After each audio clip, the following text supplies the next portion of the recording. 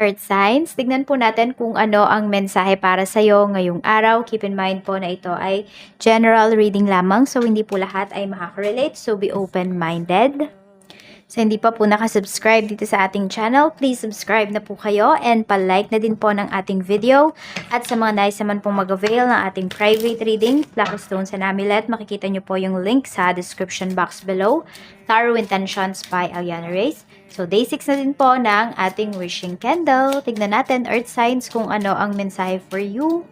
Okay, we have the Reaper. Sabi, danger, warning, reckoning. So, pinag-iingat po kayo ni universe dito. Pwedeng meron din kayong tatapusin dito. Kasi, yan, alam niyo na hindi na yun nakakabuti sa inyo, earth signs. May mga bagay dito na buo na yung decision ninyo. You will let it go na. Ayan, i-release nyo na yung mga bagay na to. Pwedeng ito po ay sa isipan ninyo. Yan.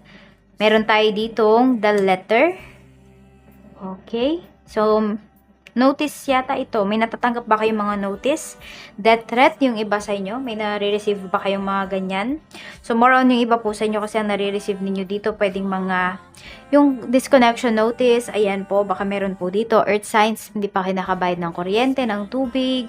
So, yun, medyo stress talaga yung iba sa inyo. Yung iba naman po sa inyo, pwedeng ayan, merong mga nagbabanta sa buhay ninyo na hindi nyo alam kung bakit.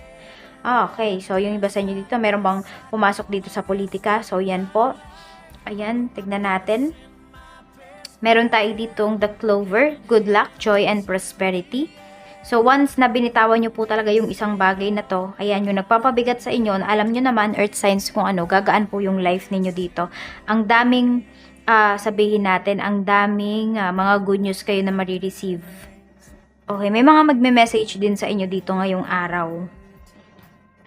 May mga messages po kayo, calls or messages kayo na marireceive ngayon. The book, Research, Truth, Education. Okay, nakikita ko kasi may isang tao dito, pwedeng nagtampo sa'yo to, earth signs, kasi parang hindi mo siya napagbigyan. Or, meron dito, parang may nanira sa name ninyo. Tapos nalaman na nila yung katotohanan, ayun, balik sila sa'yo.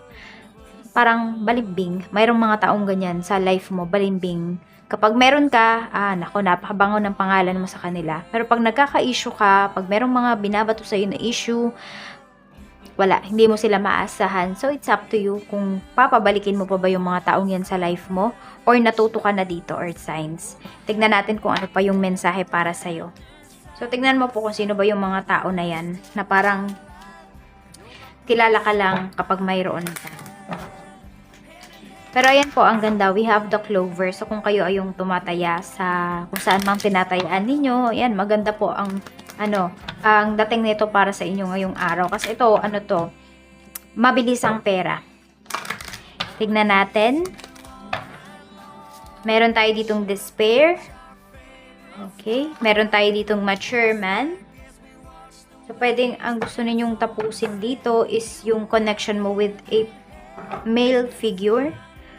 Earth signs, mas matanda po sa'yo. Pwedeng tatay mo yan, pwedeng lover mo, pwede namang kapatid mo. Siguro nagbibigay na talaga to sa'yo ng sakit ng ulo, concern.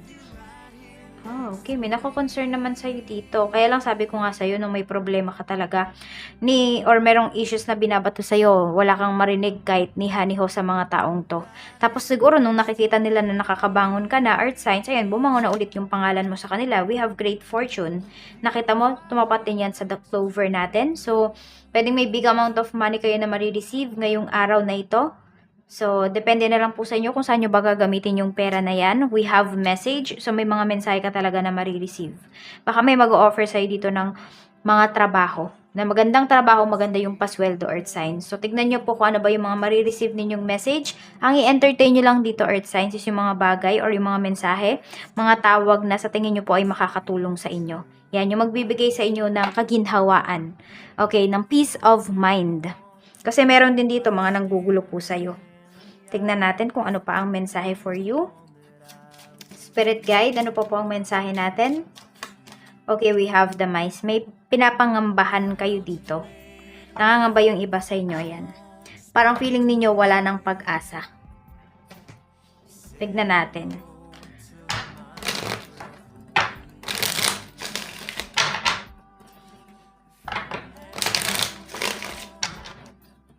Sabi nga, time will tell. Diba? Oras na lang makakapagsabi. Tignan natin.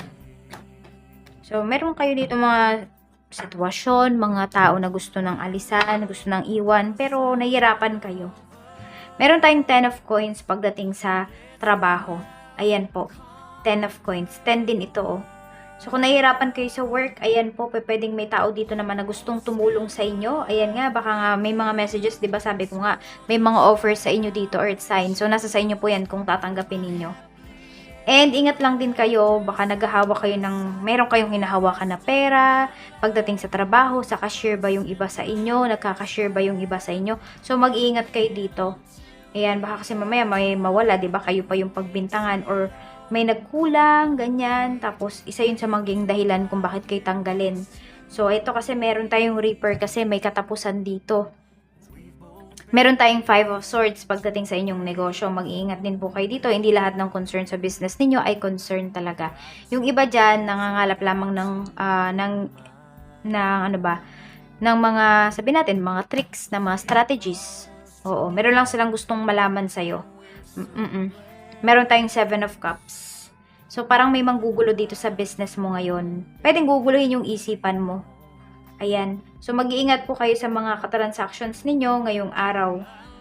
Kung nangungulit, sabihan mo na lang, earth signs, na kung gusto niya talaga yung products, okay, magpa-reserve na lang siya at may down payment ka mo yan. Kasi parang nasasayang din niya yung oras mo ngayon.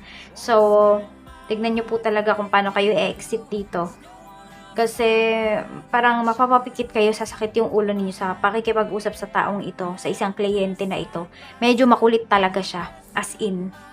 Tapos ang dami-dami pang request sa inyo na, alam mo yun, parang kulang pa yung binayad niya, parang ganun. Sa dami niya ng request sa inyo. Tingnan natin, we have naman the devil pagdating sa money. Ayun nga, yung iba siguro sa inyo dito, ayan po. Meron ditong easy money talaga na marireceive kayo, earth signs. Pero nasa sa inyo naman yan, kung tatanggapin nyo ba yung easy money na yan. Kasi we have the devil here. So, pwedeng may nagsusugal talaga sa inyo dito. Merong nakikipagpustahan. Kung hindi man kayo yan, pwedeng malapit po yan sa inyo. Meron tayo ditong 6 of cups pagdating naman sa iyong love life. So, may magme-message nga sa iyo dito. Merong namimiss. Okay. Merong tao dito na parang matagal ka na niyang hinahanap. So, pwedeng nahanap ka niya sa social media. Pwedeng ex mo to, pwedeng someone from your past, pero wala kayong relationship. Ayan po. Meron tayo ditong the moon. So, medyo mako-confuse ka. Bakit ka ba hinahanap nung taong to? We have justice. Mukhang ipaglalaban ka na niya ngayon. Meron tayong ganyan. We have the Hierophant. Okay. So, pwede naman na ito po ay asawa mo. Yan. So, nag-ano siya. Or pwedeng ikaw to sa asawa mo. Nag-i-stock. Basta merong nag-i-stock sa'yo dito.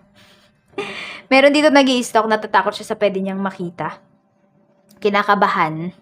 Okay, so we have number 7, 32, 26, 2, 26, 27, 33, 5, and 10. So, 26, yung iyo pong repeating number. So, tingnan natin ano ba yung love message. Spirit guide, ano po ang love message natin for earth signs, Taurus, Virgo, Capricorn, Sun, Moon, Rising, and Venus ngayon.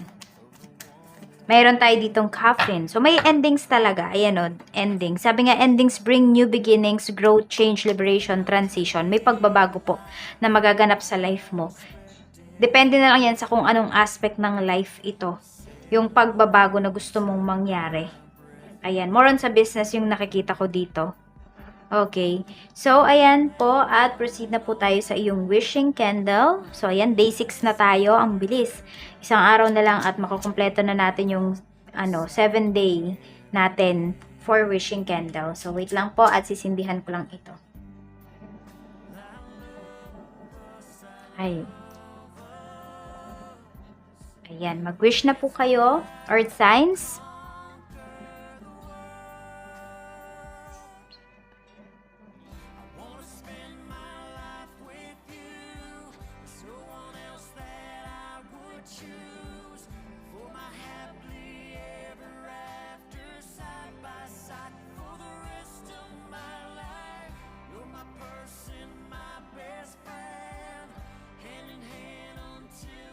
Seal na po natin ang wishes mo. Maraming salamat, Earth Signs, and see you again on my next video.